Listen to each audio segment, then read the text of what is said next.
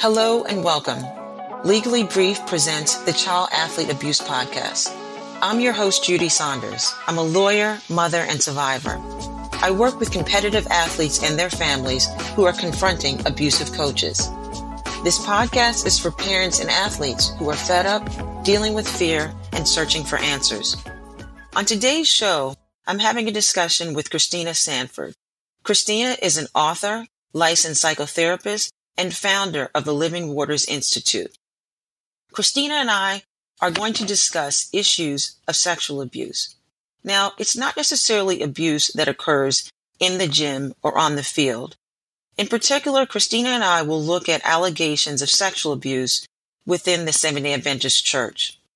Some of the things that you'll take away from my discussion with Christina are knowing the difference between being nice and being kind, how to identify the grooming process used in sexual abuse, why you should seek counseling outside of a religious order or faith and instead go to a licensed professional, and the importance of reporting sexual abuse to law enforcement. Remember, you can find past episodes on my website, jsaunderslawfirm.com, and don't forget to hit the subscribe button and to share this episode. I hope you enjoy my discussion with Christina.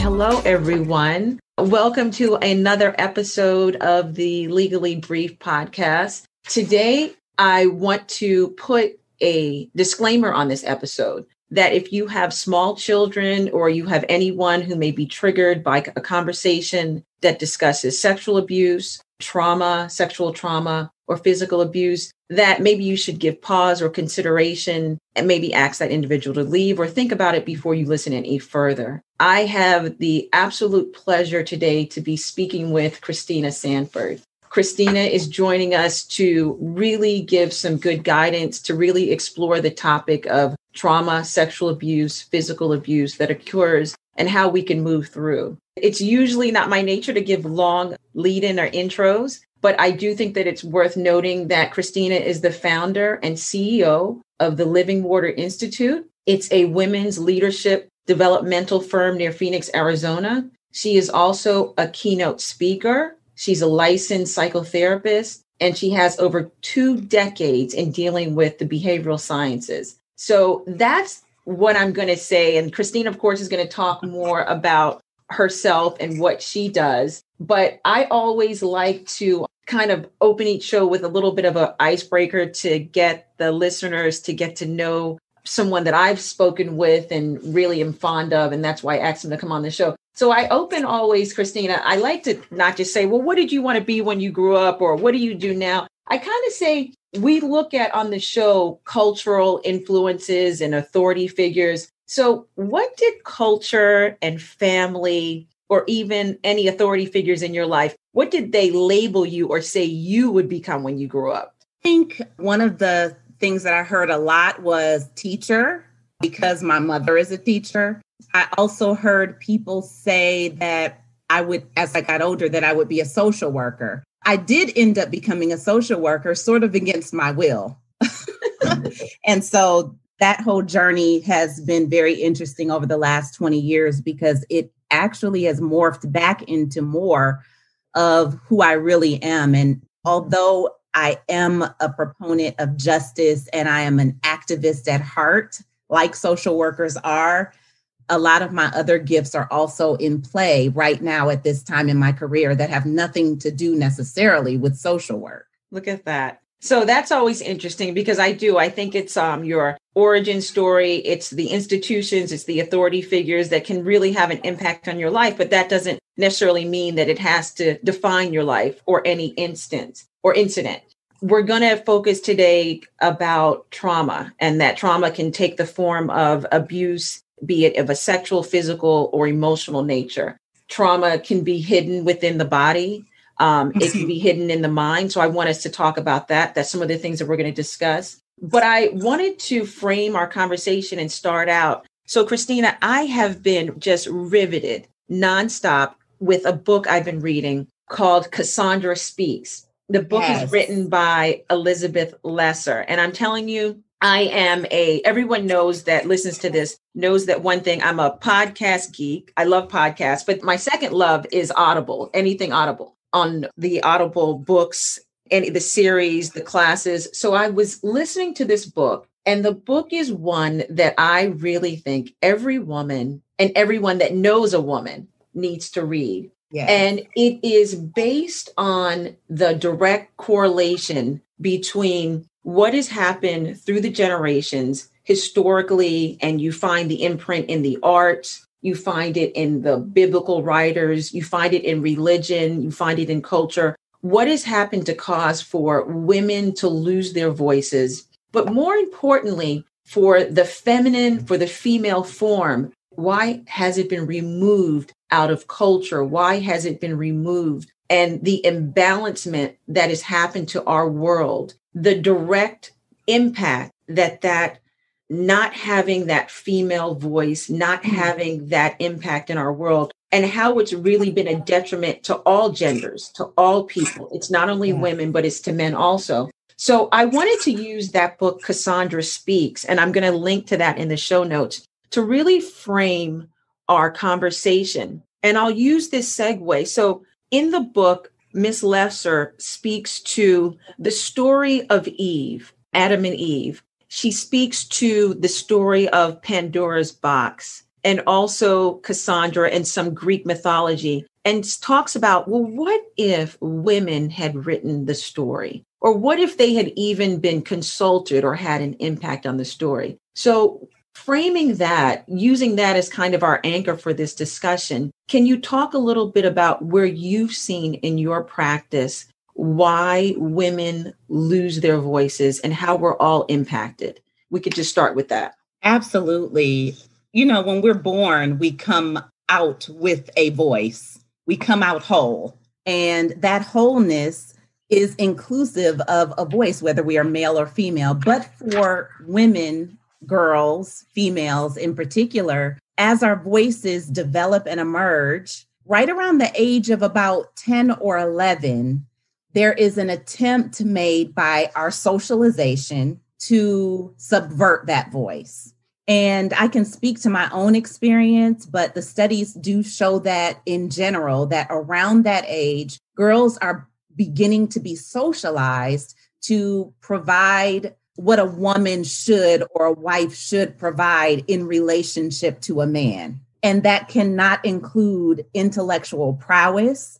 It cannot include questioning or challenging the status quo. It has to include us coming alongside a man and making sure that that man's mission is accomplished. Those skills and those ideals they begin to be taught around that age and implemented around that age, because that's the prepubescent age. This is the age when our parents start to see, oh, she's becoming a young woman. Let's make sure we teach her. I mean, she needs to know that she is to assist the man and she is the helpmeet, which is not untrue. However, to say that a girl or a female or a woman is the helpmeet while negating the reality that she also is the head of her own life, it damages the existence of a woman and it subverts her path. It obstructs her path. So that word that you use, damages, in the book, Cassandra Speaks, the author takes us back to the story of Adam and Eve in the garden. And I hope I'm characterizing this correctly. What she talks about is at that point that we know, and for any listener that's not familiar with the story, it's the creation story. Adam and Eve are in the garden. Eve is out exploring. She comes upon the tree of the knowledge of good and evil. I'm digging back in my biblical studies here. So yes. correct me if am I on point so far? You're on point. And the Adam and Eve, they have been warned not to touch the tree. And as the writer of Genesis goes on to speak, Eve is tempted, takes a bite of the fruit, and then offers some to Adam. So now in the book, Cassandra Speaks, the writer gives the interesting perspective that Eve is, what if the story were to show that she was being curious and her curiosity was punished? And as a result of that, every writer, every religious institution since then, they have punished women. We have been, our curiosity, our ability to make decisions for ourselves, we've been cursed. So when you say damaged in what you were just talking about, the whole idea that you don't have authority over yourself, you don't have authority over your mind and your body, talk about how that could then lead to you being taken advantage of. What could that damage that happens first in the mind lead to an external trauma? Oh, that's such a good question. During those formative years that I talked about, around 10, 11, prepubescent age for girls, again, we're taught that we are to align ourselves with someone else's mission and someone else's purpose and to forget our own. And if we are giving our will over to someone else, then how can we then have a path to our own destiny, to our own calling, to our own purpose? That path being obstructed is damaging to our inner self, our self-worth, our sense of independence and autonomy. We begin to believe that somehow our job is to ensure that we are pleasing and appeasing the needs of others only and not our own. And so that's where the damage comes in, because we are operating at that point from a perspective of my life is predicated on otherness, someone's ideas of what I should do. And so I'm not really living my own life. And so how does that play into maybe someone coming and beginning to try to groom me? My job is to appease others. My job is to meet other people's needs. Well, he said that what we were doing was okay because he was so lonely. And so I'm meeting his need. And it feels uncomfortable, but I'm going to do it anyway.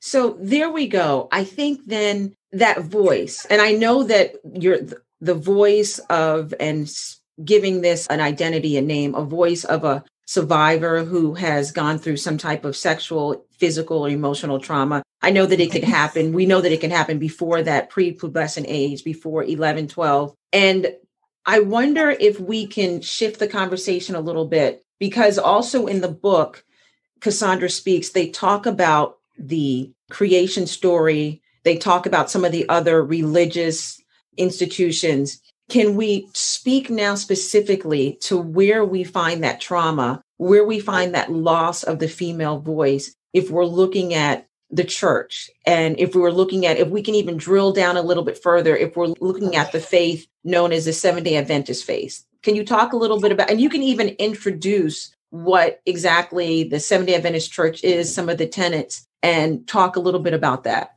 Absolutely. So the Seventh-day Adventist Church started in the mid-1800s, and it started as a movement of Christians who wanted to learn more about prophecy and to observe the seventh-day Sabbath, which is the Jewish Sabbath.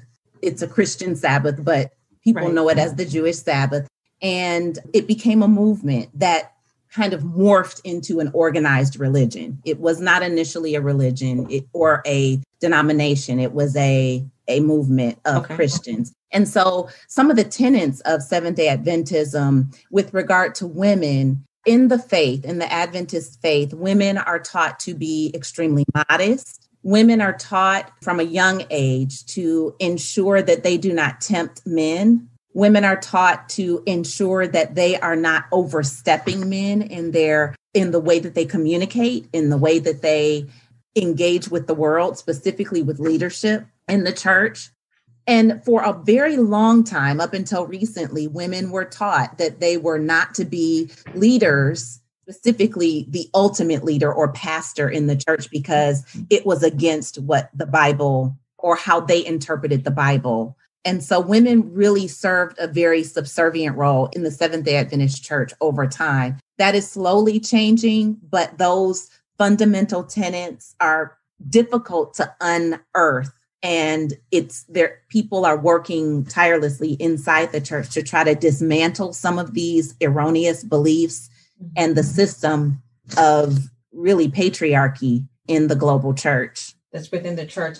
So we are hitting on, and I see patterns. I love patterns.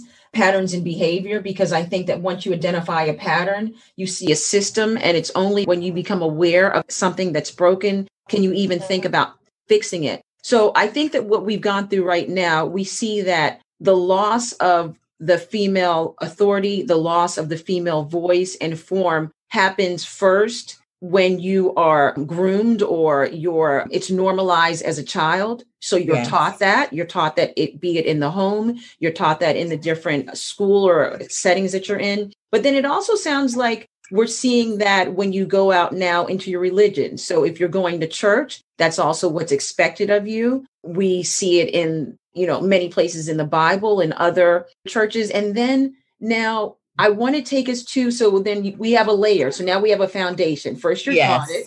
First, you're groomed to believe that. Then you see it outside of your immediate family in the different cultures and institutions. And then what happens then when you have someone who encounters the trauma of sexual and psychological abuse, which it would seem to me would be kind of that third layer in the system that really then may completely silence a woman? What happens? And if you can, I know that we spoke before the show in particular about a young lady and a Facebook Live video. So this video is out there. I'll link to it in the notes so viewers can see it themselves. And I found it to be very poignant about this woman and her story. So I won't talk much more. Can you just set it up for the listeners and how it is that this individual could have now lost their voice for a third time or a third layer in the system? Absolutely. So there was a young lady who posted a Facebook Live broadcast a couple of months ago. Her name is Danielle Simmons. She's in her mid-30s, and she reported in this sort of tell-all video, two-part video, that starting in 2009, she had lost both of her parents in a tragic car accident simultaneously. She was 23 years old, the oldest in a sibship of 4, I believe. And she was brought home to really bury her parents alone. She was referred by a friend of hers to a pastor who could help her with estate planning. And that pastor did help her with the estate planning and the funeral arrangements for her parents. However, in that process, they became close friends. He began, during their meetings, this is even after the funeral, he would try to hold her hand or kissing her and saying, oh, it's not a big deal. He began to groom her. Okay. Again, she was 23 years old, grown up in the Seventh-day Adventist church, and was socialized in the typical way that a person in the Seventh-day Adventist church would be, in the traditional ideals. So She was very naive. She was still a virgin at 23, and she really had no knowledge about how men operated, no knowledge of relationships, anything like that. And so she began to be groomed by this pastor. And eventually the pastor, after petting and fondling and hand holding and kissing, her confusion with things was quelled by his stance of certainty.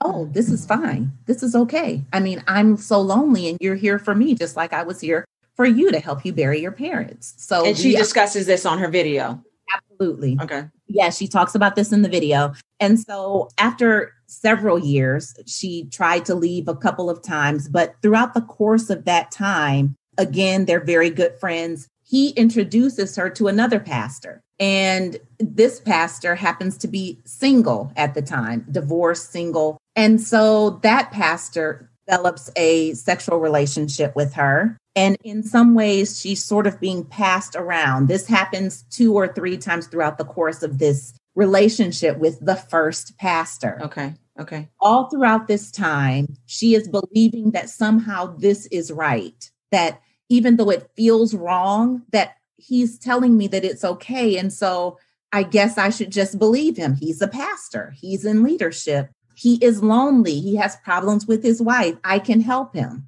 Okay. He's the authority figure in this scenario. The authority figure. Absolutely. Mm-hmm. And so when he passes her on to the other pastor, she trusts him. And she thinks, oh, well, he wants me to be friends with this pastor too. We're just all going to be really good friends. Again, she was very inexperienced and also just needing someone to be there for her. Her father was dead, had died tragically.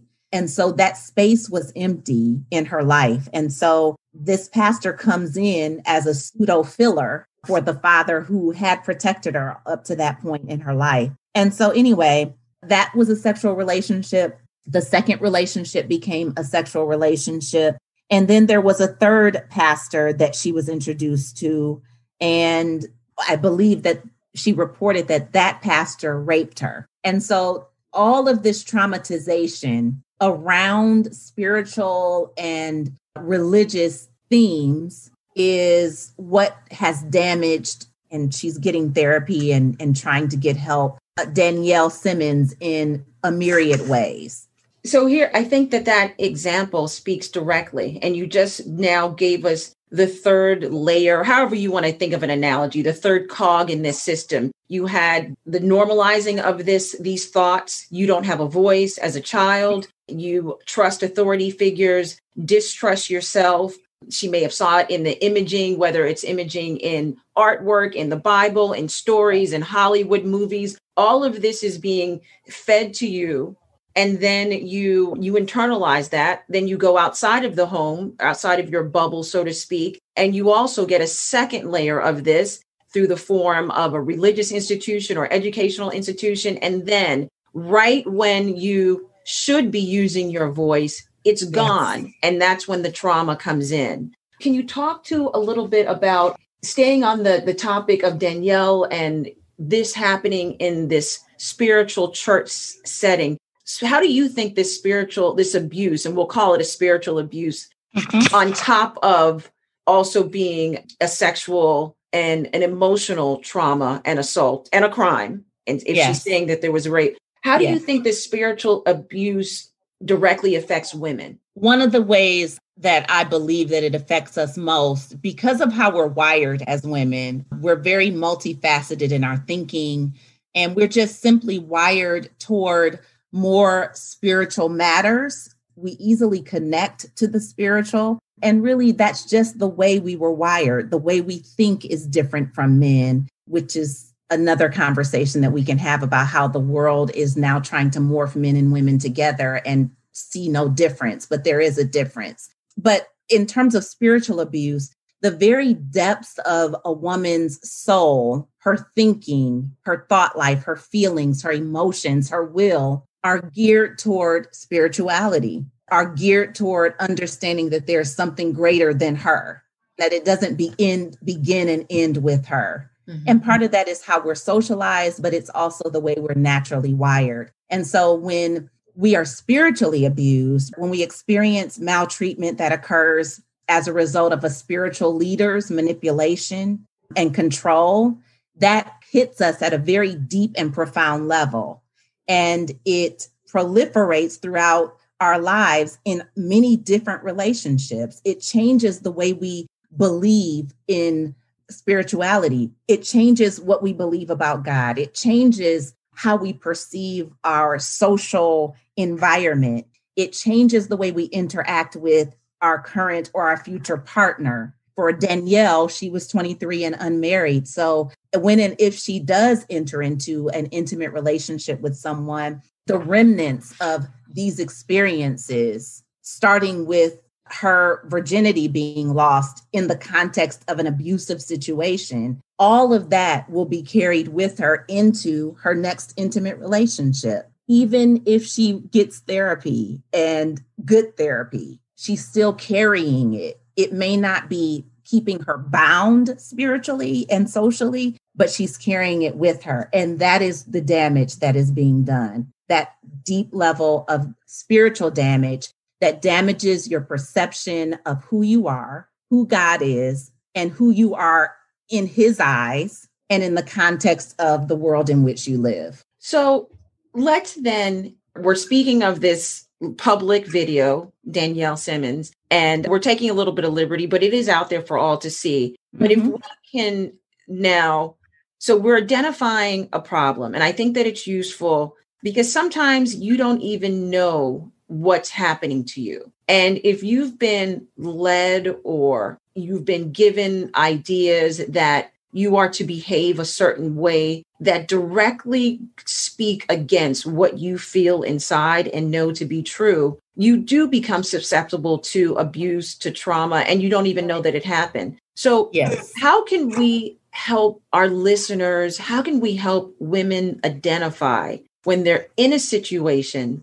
and something's happening? What are some of the signs that you've seen in your practice that women could raise the flag? Maybe they're not ready to raise their voice. Maybe they're not ready to speak out, but at least they can do some things to protect themselves and say something's going wrong here. What are some of the signs that they should be aware of? When their boundaries are crossed. So for many of us and for humans in general, we have a natural boundary field that surrounds us. We feel uncomfortable when a person gets so close to us. Everybody's field is different. And depending on your experiences, your field of distance from people could be greater or more enclosed than someone else's. But there is a feeling, an experience, a physical experience that we have when our boundary, our physical boundary is being crossed. And if we begin to make ourselves aware of what's happening in our bodies and become more attuned to our bodies in general, then we can help to stave off boundary violations. It doesn't mean that we will never be victimized. I don't want to blame the victim. Oh, if you're victimized, that means you didn't listen to your body. No, but we're talking about ways to prevent and to circumvent what could become an abusive situation. When grooming happens, it starts with small boundary violations. For Danielle, it was the pastor, the first pastor, holding her hand while he visited her. She felt violated and she mentioned it to him. Oh, well, you're holding my hand. What's going on? Oh, it's because I see you as a daughter. You're like a daughter to me, as he caresses her hand. My father doesn't caress my hand like that unless I'm in a hospital bed or something. You know, that's not, we don't do that. She felt it.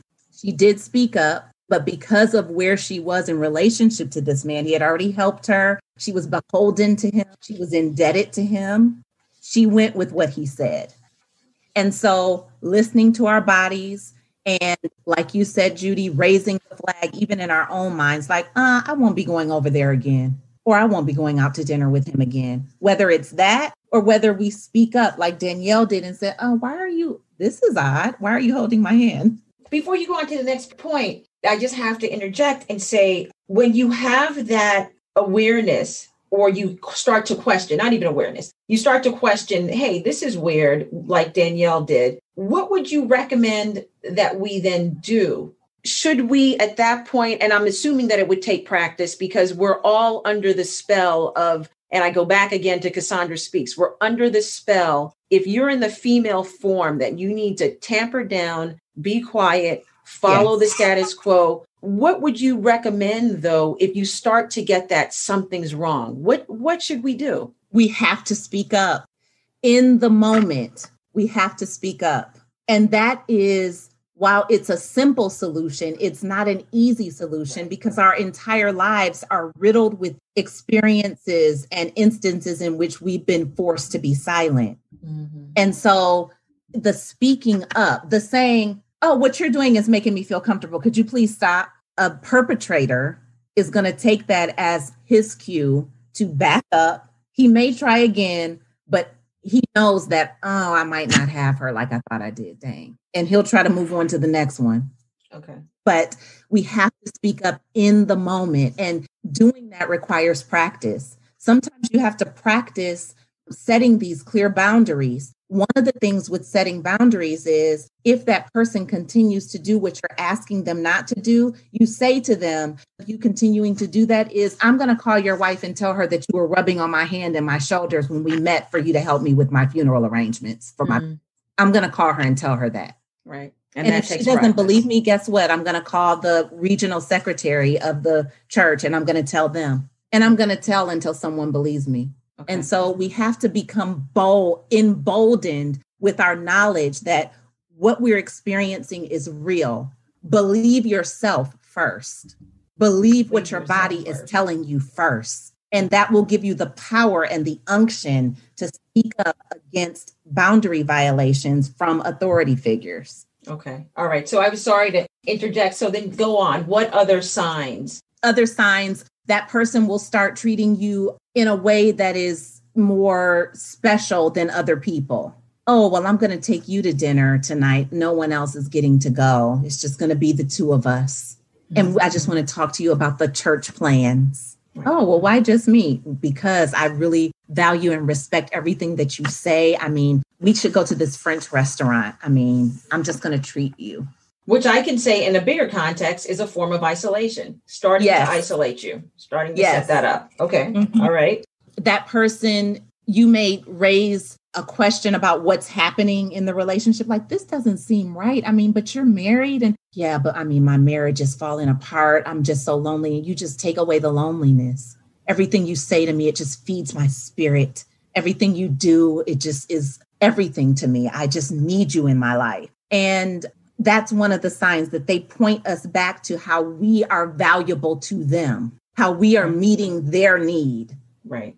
And that's the clincher, because, again, we've been socialized to meet other people's needs, and they use that in order to get us to continue on the path that they want us to be on. And Christina, I see that pattern also, not only in the context that we're talking about today within the Seventh-day Adventist Church or within any church. This can happen within any religion. But I see that pattern of making the survivor feel as if they are to blame if they should break it off. It's starting that tool, that very powerful weapon that perpetrators use, which is blame. If you leave, if you go away, if you quit, this will happen to me. So I see that also. What else? Yes. What other signs should people be aware of? I would look for, signs that you're in this abusive relationship and that you're being exploited and that you're being traumatized. I mean, so for example, I think it's very unique in these situations where religious authority figure, where they may use their position, like any abusive authority figure, use their position to kind of target that guilt, maybe even twist or contort Bible stories or, yes, very much so. And then you're totally confused about that. Yes. This isn't Danielle's story, I don't believe, but in my practice over the last 20 years, I've met with several women who have had spiritual abuse, have experienced spiritual abuse by a pastor. And several of them have said that the pastors use scripture in order to justify the actions that they were taking. If the pastor was forcing, at the time, the adolescent girl or young woman to perform sex acts in his pastoral study, then he would, before that would happen, he would open the word of God, open the Bible and say, think of others more highly than yourself. Wow. I am in need right now. And you need to think of me higher than yourself. You don't feel like doing this, but I need this. Wow. Beware of that. Yes. And so they start placing their needs above yours, but also using the Bible to do so, to substantiate their abuse. Wow. That is powerful. And I think that's unique to the religious settings, unique to authority figures in that position. So let's work under the set of facts that you realize that this trauma has happened. You realize that you've been violated. No matter how long it takes you to disclose or come to that realization, we are happy and brave that you've done it. The first inclination I know in so many cases that I deal with is that the survivor and their families or the people that support them, they go back to the very institution that perpetrator was a part of, and they begin to disclose this happened. Because I know that there's the shame that you have, because we've also been normalized to believe that if a sexual act has happened to us, well, maybe we asked for it. Maybe we've done something. So there's the shame. So you don't really want to, quote unquote, make it public. So you want to stay within, let's just take care of this silently, quietly. I've seen it in my practice where young ladies and young men, boys and girls, they'll report to the sports athletic body, the national governing body that the perpetrator is also a part of. Now, let's analogize that and let's use that in the religious setting. So you're traumatized by an authority figure in the church. Where do you go? What have you seen people go, and where do you think they should go? Talk to us about that. I have seen people time and time again go to leadership in the church. Maybe a trusted elder or a trusted church leader that, say it's the pastor who's doing the abuse. They go to someone other than the pastor, but on the pastoral team. Mm-hmm. Someone who's inside of their sort of esoteric bubble of that particular denomination. That is not where you want to go. But usually that is where people go because they don't know where else to go. Mm-hmm. You have to choose someone who is outside of your bubble. This is just initially to share with them what's going on. But even along with that, you must go to law enforcement. This is someone has committed a crime and I need to protect myself and other people who are being abused by this same person, likely. Exactly. And so that requires legal intervention. And we can't go to someone inside this organization to help protect us from the organization. Right. It's not intuitive to do that. Right. But we're not being intuitive when we've been traumatized. We're irrational. We feel helpless. We feel desperate. And we just need to tell someone what happened. Right. Right. I've seen that time and time again, be it with you're going to the church, you're going to a national governing body, or if it happened on a university, in a school setting, you're going then to someone within the school. And yes. I counsel individuals, I try to counsel and look, you are doing an incredibly brave thing. This is what you can expect. And you don't expect to get maybe support or handholding from that institution. They may be going to stun you. You may suffer retaliation. I've seen recently parents who are disclosing on the behalf of their children within the sports community, they are being threatened with lawsuits of defamation, for speaking out. Those are all tools of retaliation, all tools of fear and ways to keep you silent. Do not give up your voice again and the power to go to law enforcement. So I think that's also something that I'd like listeners to take away, to get counseling. Yes. To go outside of these institutions.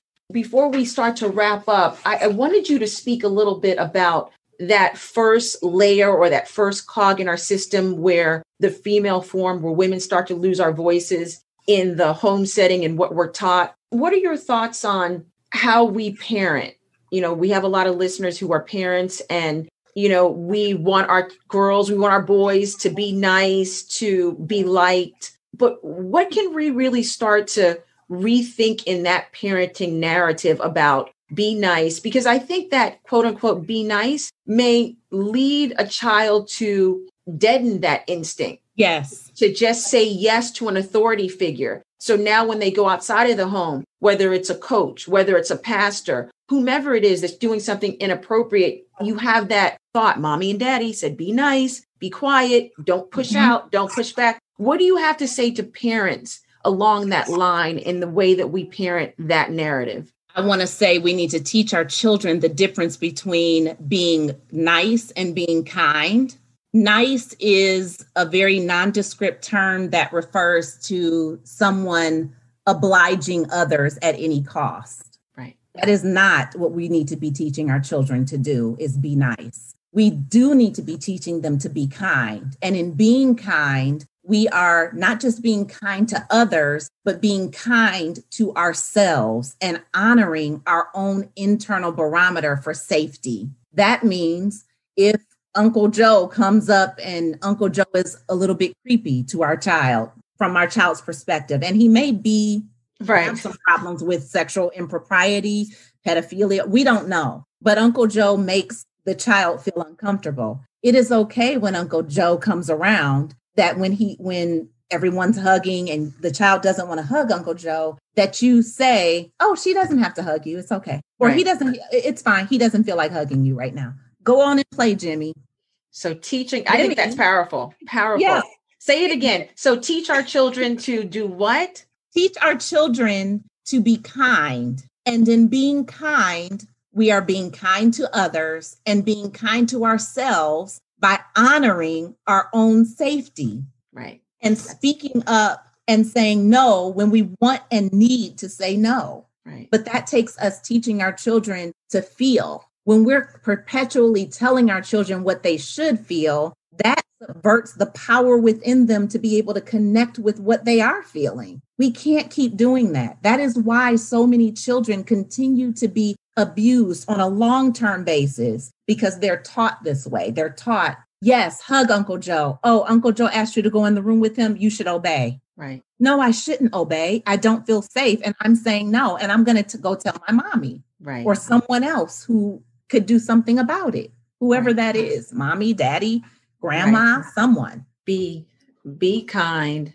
Don't teach our kids to be nice. No. Because it's a detriment to the voice. And I know that we've spent most of the show casting the perpetrator in a male pronoun, but we both know that perpetrators can be in a female form and in a male form and in anything between. So I do want to highlight that. I mean, we are just touching the surface. I know that we're going to have to come back, because I know from my prior conversations with you, you have a wealth of knowledge on how to help victims through trauma, help us before we even get to that point, identify trauma. Can you talk a little bit now about your practice, who you help, who you speak to? Because I know that there's going to be some listener out there that's going to be directly helped by what you do. Absolutely. So while I am a licensed psychotherapist, right now I'm not taking any new patients because I'm working on building my speaking, training, and teaching platform.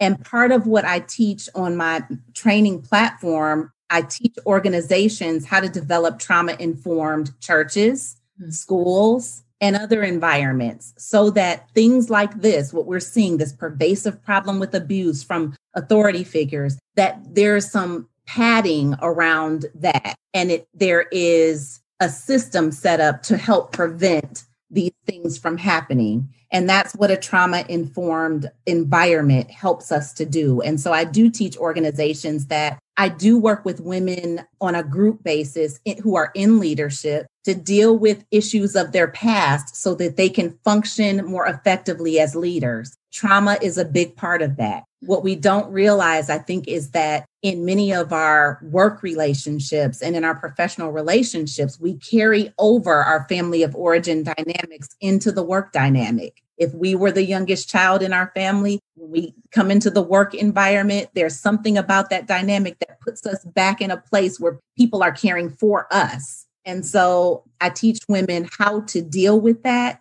how to resolve the issues of their past so that they can become more effective, more powerful leaders in their professional lives. And do some of your clientele, because I know that there are women out here that have suffered sexual trauma. So do some of the women that you speak to, do you work directly with women who are moving through and trying to understand sexual trauma, psychological trauma? Absolutely. Yes, absolutely. Okay. Also, I have a weekly live stream on Instagram right now called Destiny Talk. And during that 30 minutes or so on Destiny Talk, we talk about matters of the heart, relationship issues, trauma specifically, how to move forward in your purpose, even when you have all these sort of things in the way that you haven't dealt with. And so that comes on Sunday nights on Instagram. Awesome. I air that broadcast comes on weekly. And then I'm also writing my first book. Awesome. And that also addresses trauma in some ways. It's kind of a comprehensive guide for women to help them to operate more effectively in their purpose and in their calling. And I also speak to many different sorts of audiences across the nation and around the world about issues related to trauma, issues related to leadership, spirituality, and self-care.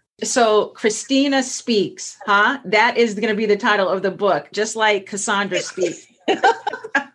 Because, I mean, I know that this world and the vision that I have for my practice, the vision that I have that I would like to think I move in the world is to invoke more balance. I think that the female form, the removal of it, the suppression of it, the distrust of it, characterizing, women as being chatty or petty or whatever mischaracterizations we throw on the female form is harming us all. It's harming men and women. I know that I have to have you back. I wanted us to talk about some of the stats that we see, the statistics that we know are happening, not only on the universe or the world as a whole, but specifically focusing on college campuses and talking about the sex abuse that's occurring and how women are, were forced into silence, or even sex abuse that's reported and it's not taken seriously. We know that's been a systemic problem. So I want to talk about that with you coming up. You were talking about just a moment ago, the trauma-informed, your work that you're doing, trauma-informed institutions. It reminded me of something that I heard you say, and I'm going to try to quote it, but I want you to clean it up.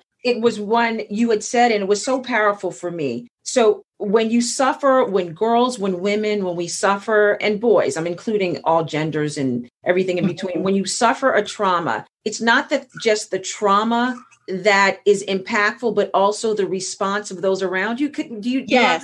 Say that exactly what you're. Okay. That was. I love that. Say that and explain that as we end this episode. I think that's very important for everyone to know. But people look at trauma and they say, "Oh, that's the most horrible thing that could ever happen to someone."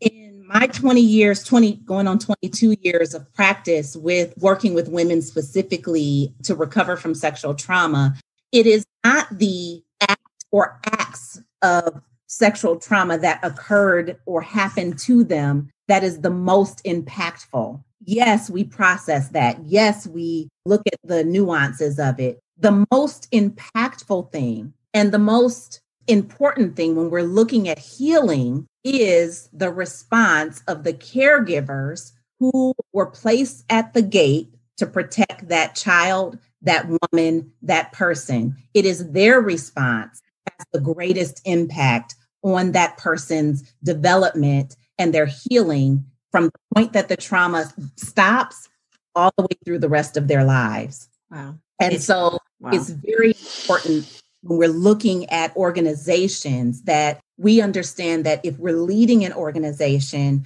or if we're part of an organization, that we first listen to the victim, we believe the victim, we report whatever is being alleged to the proper legal authorities, not in the church, because they're not the law, in the community.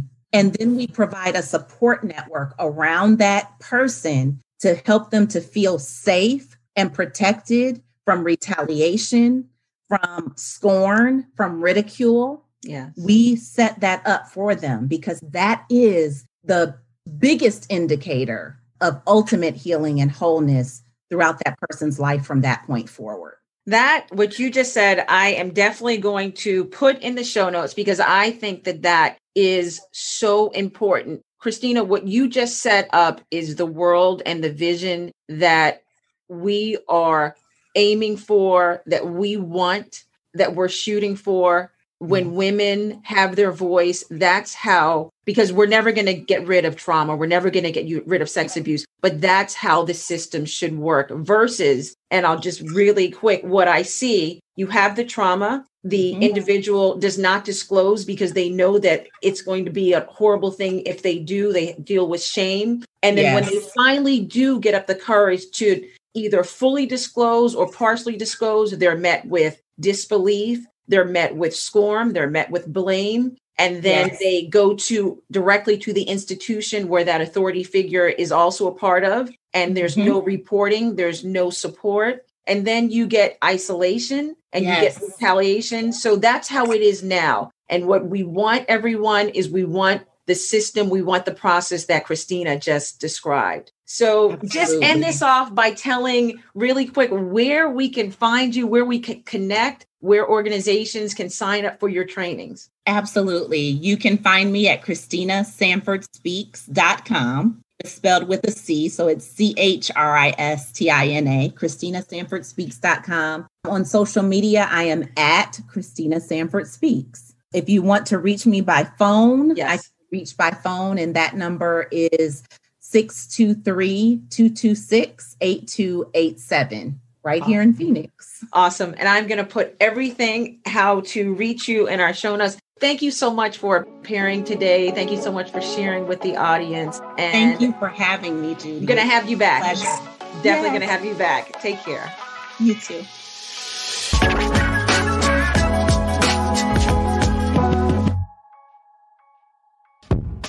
All information and content in this podcast is provided for entertainment purposes only. Nothing in this podcast shall constitute legal advice and shall not create an attorney-client relationship. This information is general and may not be applicable to your particular circumstances. You should review your particular circumstances with an attorney. All liability with respect to actions taken or not taken based on the contents of this podcast is hereby expressly disclaimed.